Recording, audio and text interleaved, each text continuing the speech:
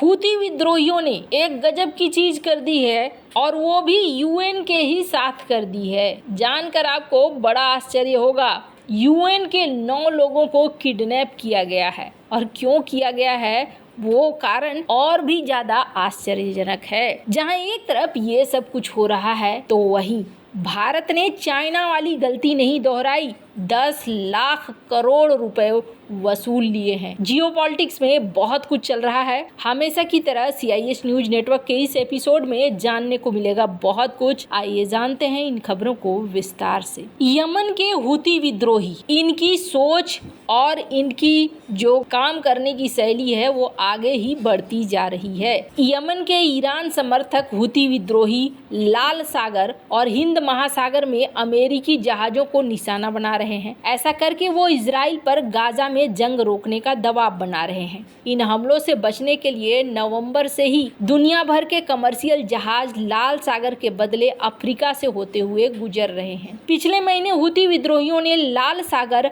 और उसके आसपास 100 से ज्यादा हमले किए। फरवरी में हूती विद्रोहियों ने लाल सागर में एक कार्गो शिप गैलेक्सी लीडर को हाईजैक कर लिया। ये जहाज तुर्की से भारत आ रहा था। हूती विद्रोहियों ने इसे इजरायली समझकर हाईजैक किया था। वारदात से पहले हूती समूह ने इजरायली जहाजों पर हमले की चेतावनी दी थी। हूती विद्रोहियों के एक स्पोक्स पर्सन ने कहा था कि इजराइल की तरफ से चलने वाले सभी जहाजों को निशाना बनाया जाएगा। साल 2014 में यमन में गृह युद्ध हुआ।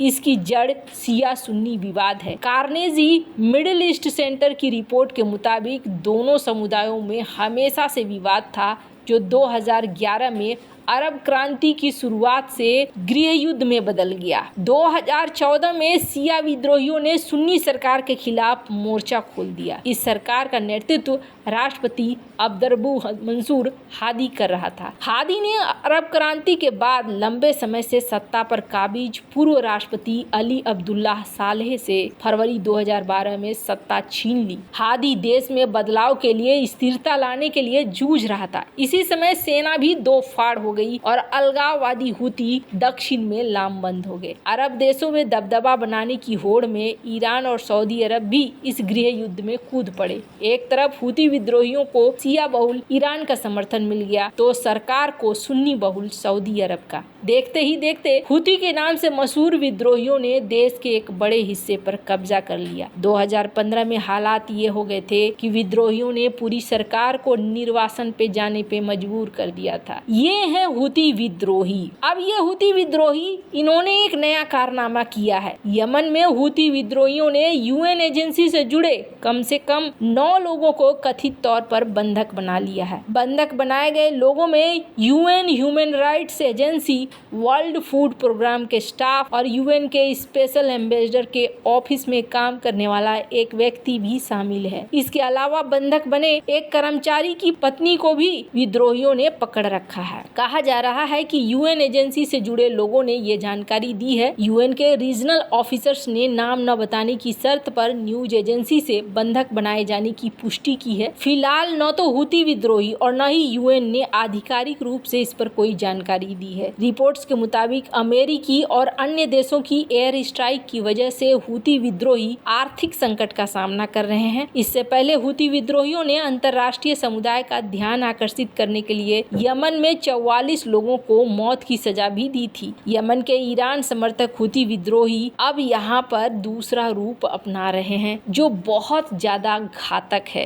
खैर, अब यहाँ पर आगे क्या होगा कहना मुश्किल है। आगे किस तरीके से एक्शन लेता है यूएन और क्या मान मनव्वल करके छुड़वा पाता है। फिलहाल माना जा रहा है कि यूएन को ही प्रेशराइज करने की कोशिश हो रही है। अब तो स्क्रीन पर आप देख सकते हैं कई सारी एजेंसियों ने इस बात को कहना शुरू कर दिया है कि यहाँ पर हूती विद्रोहियों ने डिटेन कर लिया है 11 यूएन के स्टाफ को। खैर, जहां यहाँ हालात और भी तेजी से बिगड़ रहे हैं तो वहीं भारत ने चाइना वाली गलती नहीं की है और चाइना के लिए एक सीखने के लिए बहुत बड़ी सीख सामने रख दी है। चाइना ने एक ऐसी गलती की ना, जिस गलती की सजा चाइना को काफी लंबे समय तक भुगतनी होगी और अभी भी चाइना काफी मुश्किलों से गुजर रहा है इस एक गलती की वजह से। और ये गलती उसे बहुत बारी पड़ रही है। पर भारत ने अपने पुराने सारे पाप धोए और पाप धोते हुए भारत ने 10 लाख करोड़ रुपए वसूल लिए, जो चाइना के लिए एक बहुत बड़ी सीख है। अगर बात करें चाइना के संकट की, तो चाइना का सबसे बड़ा संकट क्या है? चाइना में 85 लाख से ज्यादा डिफॉल्टर हैं। देश की दूसरी सबसे बड़ी इकोनॉमी है चाइना, लेकिन यहाँ भी इकोनॉमिक दिक्कत है और इस इकोनॉमिक दिक्कत में देश में लोन डिफॉल्ट करने वाले कर्जदारों की संख्या 85 लाख पहुंच चुकी है। एक बार को तो पिछले साल मूडी ने इस बात को लेकर चाइना को कहा भी था, हड़काया भी था कि 85 लाख ये बहुत बड़े नंबर्स हैं, इतने बड़े नंबर्स में डिफॉल्टर्स ये कुछ अच्छा नहीं है, क्योंकि तुम दुनिया की दूसरी सबसे बड़ी अर्थव्यवस्था हो। और कहा गया कि चाइना में ये जो डिफॉल्ट करने की संख्या जैसे जैसे बढ़ने लगी ना, वैसे वैसे मुसीबतें इकोनॉमी को लेकर और ज्यादा बढ़ने लगी। अब ये डिफॉल्टर्स क्या होते हैं? तो साधारणतः बैंक से लोन ले लिया, कर्जा ले लिया, लेकिन लौटाना नहीं है बैंक को। चाइना के साथ समस्या क्या थी? अपने देश के अंदर भी ये हालत था, बाहर भी ये हालत था। लोन लेने वाले कर्जदारों की संख्या बढ़ती जा रही थी और वापस नहीं लौटाने वाली की संख्या रिकॉर्ड पार कर गई, 85 लाख हो गई। 2020 की शुरुआत में 57 लाख थी और आगे बढ़कर यह 85 लाख हो गई। और चाइना के साथ ये समस्या सिर्फ घर में ही नहीं है, बल्कि कई देशों में अपनी कर्ज के जाल में खुद फंसता है। इसका उदाहरण है श्रीलंका, पाकिस्तान। दोनों ने चाइना पर भारी भरकम कर्जा लेकर एक मुश्किल खड़ी कर दी है और इनकी हालात से फिलहाल सभी वाजिब हैं। लेकिन चीन के लिए लोन का ये जो जाल बाहर बुना गया था, पर अंदर खाने जो ये था, ये अपने लिए बहुत बड़ी मुश्किल लेकर आया। पर भारत ने ये गलती नहीं की है, या फिर दूसरे शब्दों में कहें कि भारत ने पिछले 9 साल में काया पलट किया है। वित्त मंत्री निर्मला सीतारमण ने शुक्रवार को कहा कि प्रधानमंत्री नरेंद्र मोदी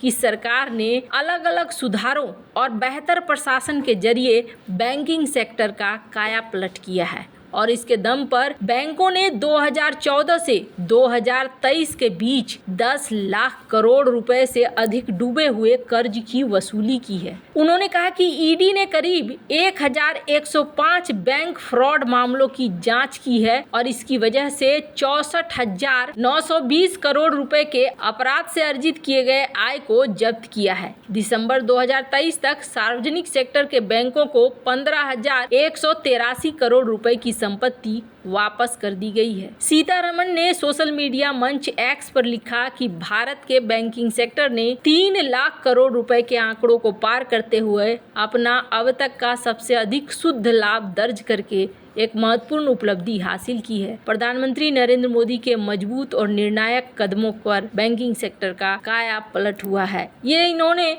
कहा। लेकिन ये बात तो सबसे बड़ी अच्छी बात है कि 10 लाख करोड़ वापस तो आए। अभी भी बहुत सारा पैसा है जो माना जा रहा है आना है। तो वैसे आपको क्या लगता है? इन सब मामले में आपकी क्या राय है? कमेंट कर जरूर बताएं। जल्द मिलते हैं अगले वीडियो में नई खबर के साथ।